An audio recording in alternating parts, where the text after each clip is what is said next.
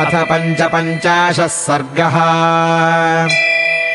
उषित्वा रजनीम् तत्र राजपुत्रावरिन्दमौ महर्षिमभिवाद्याथ जग्मतुस्तम् गिरिम् प्रति।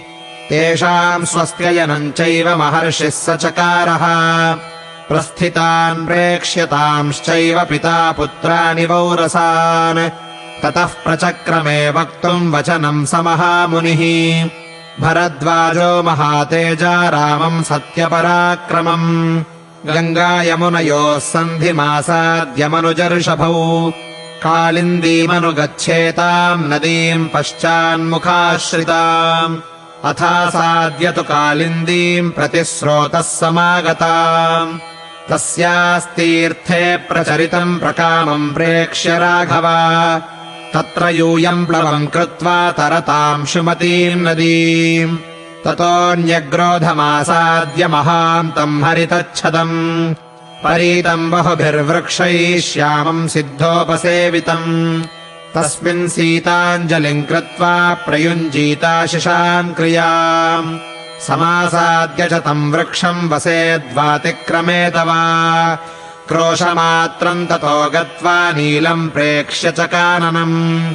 सल्लकीबदरीमिश्रम् रम्यम् वंशैश्च यामुनैः। सपन्थाश्चित्रकूटस्य गतस्य बहुशो मया। रम्यो मार्दवयुक्तश्च दावैश्चैव विवर्जितः। इति पन्थानमादिश्य महर्षिः सन्न्यवर्तत। अभिवाद्य तथेत्युक्त्वा रामेण विनिवर्तितः।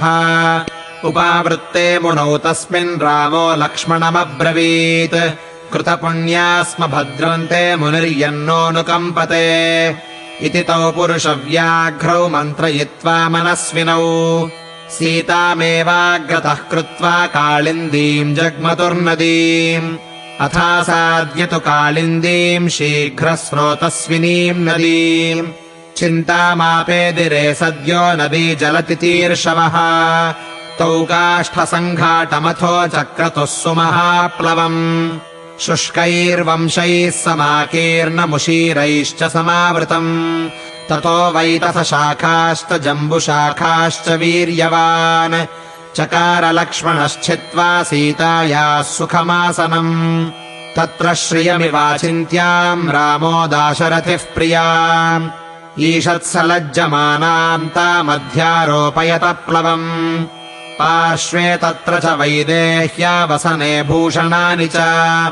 प्लवे कठिनकाजम् च रामश्चक्रे समाहितः। आरोप्य सीताम् प्रथमम् सङ्घाटम् परिगृह्यतौ। ततः प्रतेरतुर्यत्तौ प्रीतौ दशरथात्मजौ। कालिन्दी मध्यमायाता सीता त्वेनामवन्दत। स्वस्ति देवि तरामि त्वाम् पारयेन्मे पतिर्व्रतम्। यक्ष्ये त्वाम् गोसहस्रेण सुराघटशतेन च। स्वस्ति प्रत्यागते रामे पुरीमिक्ष्वाकुपालिता।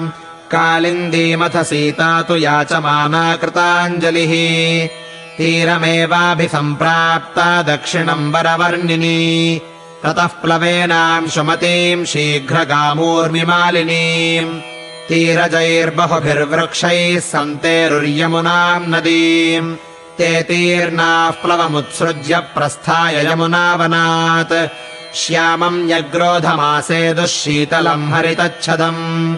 न्यग्रोधम् समुपागम्य वैदेही चाभ्यवन्दत। नमस्तेऽस्तु महावृक्ष पारयेन्मे पतिर्व्रतम्। कौसल्याम् चैव पश्येम सुमित्राम् च यशस्विनीम्।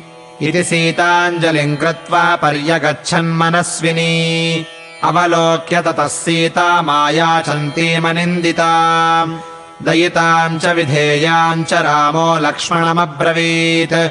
सीतामादाय गच्छत्वमग्रतो भरतानुजा। पृष्ठतोऽनुगमिष्यामि सायुधो द्विपदाम्बरा। यद्यत्फलम् प्रार्थयते पुष्पम् वा जनकात्मजा। तत्तत्प्रयच्छ वैदेह्या यत्रास्यारमते मनः। एकैकम् पादपम् गुल्मम् लताम् वा पुष्पशालिनीम्। अदृष्टरूपाम् पश्यन्ती रामम् पप्रच्छ सा बला।